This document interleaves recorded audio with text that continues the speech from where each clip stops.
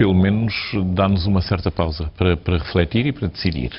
Isto poderá ser o princípio do fim das preocupações do euro ou ainda não? Uma leitura de dentro? Mário, eu julgo que justamente já fez o diagnóstico correto. Isto é só o princípio do fim. Quando me convidou na terça-feira para cá vir, partilhámos logo grande parte dos receios e das apreensões que se sentiam em Bruxelas relativamente a este Conselho. Nós estamos a viver há meses uma crise de confiança, uma crise de credibilidade. Eu julgo que o principal sinal, para mim, da minha leitura deste Conselho Europeu, é que se transmitiu a todo o mundo, e essencialmente aos mercados, a noção da irreversibilidade do euro. Portanto, vai o euro acabar ou não? Eu julgo que a resposta hoje ficou clara. Não vai acabar. Não vai. Há uma garantia de futuro, há uma garantia de que se pretende que todos os que estão continuem. Também havia países de primeira e países de segunda, euros de primeira e euros de segunda. Julgo que tudo isso que foi afastado na cimeira de hoje, julgo que isto que é extremamente importante, visto que o euro é mais do que a nossa moeda. O euro é também o símbolo da própria União Europeia. E, portanto, julgo que nesse sentido, para quem é um europeísta, é importante e se isto chega ou não chega para ser tranquilizador para os mercados, temos também uma vantagem. Vamos entrar agora no período de festas, não é? E, portanto, os mercados têm tendência, primeiro, não só para acalmar, como também nos fins do ano, por causa de balanços, etc., das instituições financeiras, de haver sempre uma recuperação. Portanto, por esse lado, podemos vir a ter algumas semanas, talvez, o que não quer dizer que na segunda-feira não possa haver já um descalabro, quer dizer, pessoas muito mais capacitadas, obviamente, de falar sobre o tema como eu, como o ex-prémio Nobel, Paul Krugman, hoje à tarde interrogava-se no seu blog porque é que as bolsas estão a subir e, particularmente, porque é que as bolsas europeias estão a subir. O que é que não se passou, ou melhor, das expectativas para quem quisesse ser muito otimista. Eu estou bastante aliviado, deixe-me usar este termo, depois do Conselho, depois do que se passou esta madrugada, porque efetivamente tinha umas expectativas muitíssimo baixas, depois de ver e de sentir, de palpar todo o sentimento que havia relativamente à preparação da cimeira. Depois dela, vendo que acabou por ficar apenas isolado o Reino Unido. Há 3 Estados que ainda não deram o seu consentimento final, mas porque quiseram os respectivos chefes de Estado e de Governo consultar os seus parlamentos. Estamos a falar da Suécia, da Hungria e da República Checa, mas espera-se, sem grandes problemas, que qualquer desses 3 parlamentos também endossem esta solução que foi aqui assim encontrada. E, portanto, vantagens. Quando estávamos a dizer que, obviamente, teríamos preferido avançar a 27. Não sendo possível avançar a 27, havia muito quem dissesse vamos avançar exclusivamente a 17 com os países da zona euro. O que era manifestamente, enfim, era fazer pagar alguns dos nossos parceiros que não tinham responsabilidade nenhuma em todo o esquema e impor-lhes, visto que, tirando o Reino Unido e tirando a Dinamarca, que têm os opting-outs previstos desde o Tratado de Maastricht, todos os outros Estados membros da União Europeia têm a obrigação de, a curto ou médio prazo, virem a aderir. Não é? Deixe-me dar um pequeno exemplo que foi referido pelo Presidente da República da Roménia, justamente na cimeira do Partido Popular Europeu. 95% da banca comercial que opera na Roménia são ramificações, são agências, são de bancos da zona euro. E, portanto, o que é que está a acontecer? Estão a descapitalizar-se de maneira a consolidarem os seus números nas suas sedes. Isto que é o que têm que apresentar dentro da zona euro. E, portanto, sem terem qualquer problema com uma questão, como ainda acabou de dizer o Dr. Durão Barroso, acabámos de ouvir o Dr. Durão Barroso, é uma questão sistémica. Países que estavam perfeitamente fora estavam a ser, neste momento, grandemente penalizados. E o facto de se ter permitido que todos eles, e inclusivamente a própria Dinamarca, se ter proposto a aceitar as mesmas regras de maior disciplina, de maior convergência, de maior estabilidade, de maior solidariedade, eu julgo que foi extremamente importante. As coisas às vezes são bastante mais complicadas do que aquilo que parece. Seguramente. E há aqui várias incógnitas. Uma delas é o que é que o Reino Unido fará. Vai acabar por se divorciar deste sonho europeu? Prognósticos só de no fim do jogo, não é? Claro. Mas, e sem querer ser profeta, e não querendo mal nenhum ao Reino Unido, eu julgo que o Reino Unido sai altamente prejudicado deste Conselho Europeu. Primeiro, porque ele não permitiu que, utilizando o próprio Tratado de Lisboa e os próprios mecanismos que o Tratado de Lisboa contém, o seu artigo 136, o artigo 126, o protocolo 1214, não vamos agora estar a entrar neste género de argumentos jurídicos, mas sem entrar nisso e, portanto, sem permitir a unanimidade que facilitaria ou que propiciaria a chegar a uma tal revisão dos tratados exclusivamente para essa área, desde que houvesse unanimidade. Portanto, o Reino Unido, ao opor-se, ao utilizar o seu veto, coisa que tem sido raríssima em toda a história da União Europeia, divorciou-se muito enfim, de todo o percurso que queríamos fazer daqui assim para a frente. Há duas coisas que eu gostaria talvez de focar em resposta à sua questão. Primeiro, o debate hoje à tarde em Londres era se o Reino Unido deveria ou não abandonar a União Europeia e transformar-se numa terceira Suíça ou Noruega. Enquanto europeísta convicto, enfim, um dos meus ídolos, deixe-me usar este termo, é obviamente Jacques Delors. Claro. Mas acho que o maior erro político da trajetória europeia de Jacques Delors foi justamente a criação do espaço económico europeu.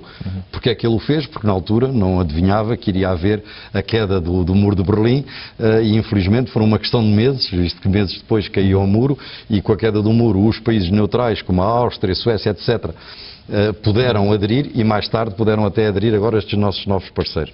Portanto, eu julgo que isto é um erro, porque nenhum Estado pode querer ter as vantagens, digamos, de poder usufruir, de poder beneficiar de um mercado comum sem ter ao mesmo tempo claro, essa partilha de soberania. A questão que está patente, que é da criação de um firewall, o termo em português não é tão descritivo, uma cortina de defesa no Canal da Mancha, que permite à City de Londres continuar a ser a maior praça financeira do mundo, o grande offshore do planeta, no fim de contas, onde as transações cambiais processam-se todas inevitavelmente pelos mercados de dinheiro da City. Não é? E foi justamente essa a causa principal que levou a David Cameron, hoje, ou ontem, esta madrugada, a opor-se, visto que queria isentar de quaisquer regras que viessem a ser estabelecidas, isentar a City de Londres, o coisa que era, obviamente, inaceitável para os restantes parceiros.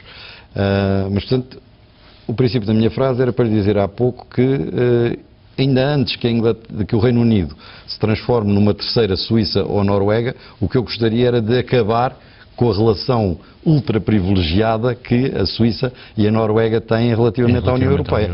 Se querem entrar, os nossos estatutos, as nossas regras são conhecidas, o acervo comunitário é conhecido e, portanto, são bem-vindos. Se não querem, não podem só ter só o proveito da proximidade. A segunda questão, e julgo eu que mais grave então para o Reino Unido, é que quando os mercados, eu julgo que ainda não é agora, porventura não será sequer até março, até todo o projeto que foi aprovado agora estar consubstanciado. Vamos lá ver, o mecanismo de estabilidade foi antecipado apenas para entrar em vigor em julho, portanto ainda vamos passar seguramente, apesar do sucesso, e por isso é que eu acho que estou apenas aliviado, não estou plenamente satisfeito com os resultados da Cimeira de hoje, é porque quando os mercados, a meio do próximo ano, Deus queira que seja antes, mas projeto que possa apenas ser nessa altura, se capacitarem que não vale a pena tentarem destruir o euro, a próxima vítima será a Libra.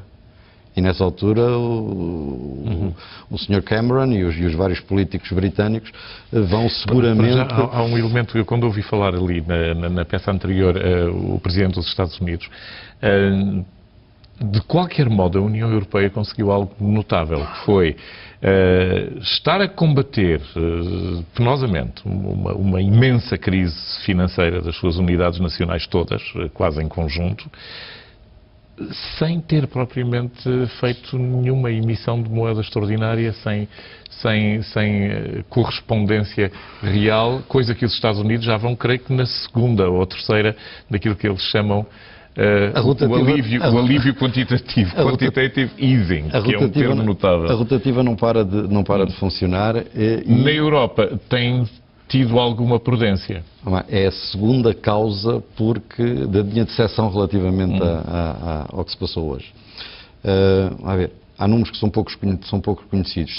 Só na zona euro, só nos 17 Estados da zona euro, no primeiro trimestre do próximo ano, as necessidades de refinanciamento, independentemente de novas necessidades, são 243 bilhões de euros.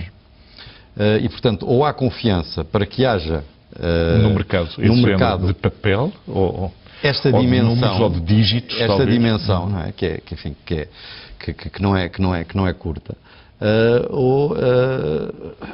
Há uma retração imensa suponha que a ameaça da Standard & Poor's se concretiza e se é seguida pela Moody's, pela Fitch, etc.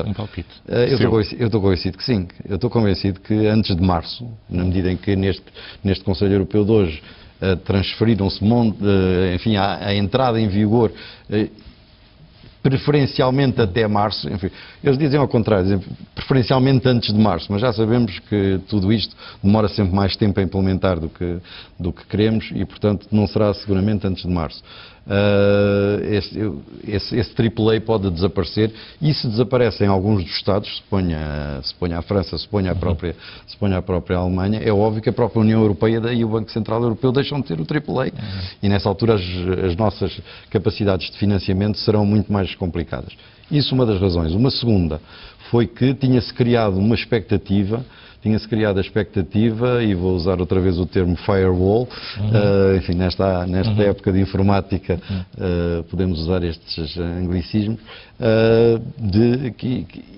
esperava-se para hoje o anúncio de um firewall da PAP que pudesse municiar o Banco Central Europeu na escala de, enfim, eu cheguei a ouvir falar em 3 trilhões e quando nós somamos os números realmente todos, não chegamos sequer a um terço, duvidar, não é? Para que os mercados percebessem, não vale a pena ir porque batemos efetivamente numa barreira são eles que controlam o seu próprio juros, claro. Embora a muralha de aço tenha sido utilizada no nosso país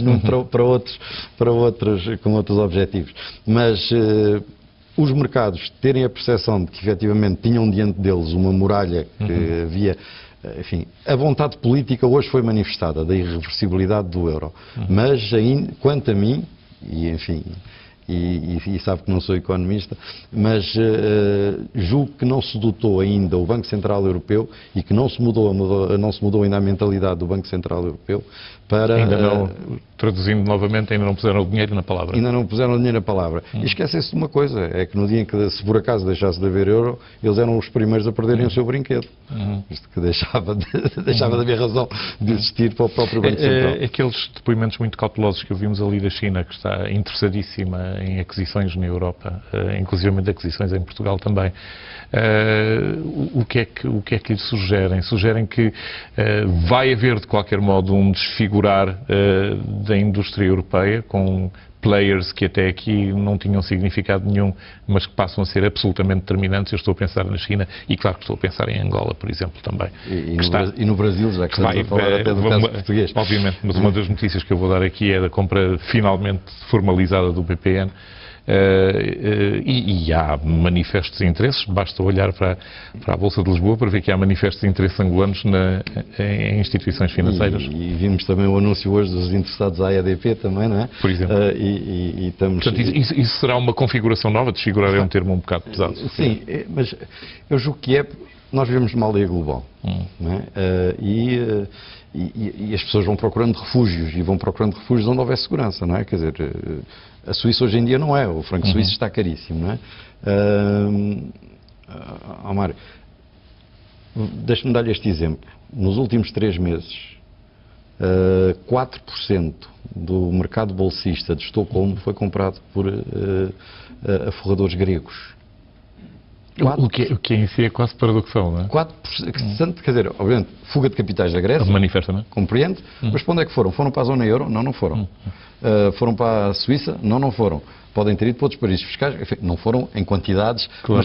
mas 4%, eu imagino o que é que será 4% da capitalização bolsista de Estocolmo, quer dizer, é seguramente uma bolsa diferente da de Lisboa, não é? E isto foi comprado exclusivamente nos últimos 3 meses por capital grego. Por capital grego. Portanto, o que é que quer dizer com isto? É que os capitais circulam a um clique de computador em casa de cada um de nós. E obviamente que havia algum terror, algum pânico, quer nos Estados Unidos, quer nos mercados asiáticos, relativamente à irreversibilidade do euro e que hoje esse receio pelo menos dissipou-se. Há uma última questão, a reação nacional. Falámos muito aqui da reação internacional. A reação nacional sintetiza-se em 2 breves frases. Por parte do Partido Socialista, não acha necessária a inscrição de um limite orçamental na Constituição. Por parte dos outros partidos todos, isto é uma situação de anti-patriotismo, anti-nacionalismo, se se quiser, que nós nos vergamos aos interesses supostamente pérfidos do Império Alemão. Relativamente à restante esquerda festiva, eu julgo que se responde simplesmente a dizer nunca houve necessidade de tanta Europa, nunca houve necessidade de que tivéssemos tão unidos, na medida em que os riscos aumentaram e, portanto, nós temos que ter uma massa crítica que nos permita poder competir, sobreviver e competir, primeiro sobreviver, já que estamos sob ataque, e depois competir no mercado internacional. Relativamente ao Partido Socialista, eu ouvi também essas declarações do seu secretário-geral, mas também já ouvi o líder parlamentar hoje dizer só a partir de hoje é que passamos a estar confrontados com esta solicitação da parte do Conselho Europeu. O que o Conselho Europeu disse, se me permite, taxativamente, foi que essa tal regra de ouro deveria igualmente ser introduzida nos ordenamentos jurídicos nacionais dos Estados-membros a nível constitucional ou equivalente. Portanto, enfim... Isso agora é um grande debate se há ou equivalente em Portugal, ou se é necessário mesmo. E a competência para essa verificação foi competida não aos tribunais nacionais, mas sim ao Tribunal de Justiça Europeu, ao Luxemburgo. Portanto, mas repare, 2 coisas. Fala-lhe um médico agora. Há muita coisa na nossa Constituição que não é cumprida, a começar logo até pelo próprio sistema de saúde, por essas regras. O que eu acho é que tem que haver uma maior responsabilização, tem que haver maior disciplina e sem isso não podemos ter efetivamente uma moeda comum e ao mesmo tempo permitir que Estados desvirtuem de uma forma qualquer como a concorrência no seio da União Europeia. E acabar no prólogo constitucional no qual nós somos ainda um país a caminho do socialismo. A caminho do socialismo. Aqui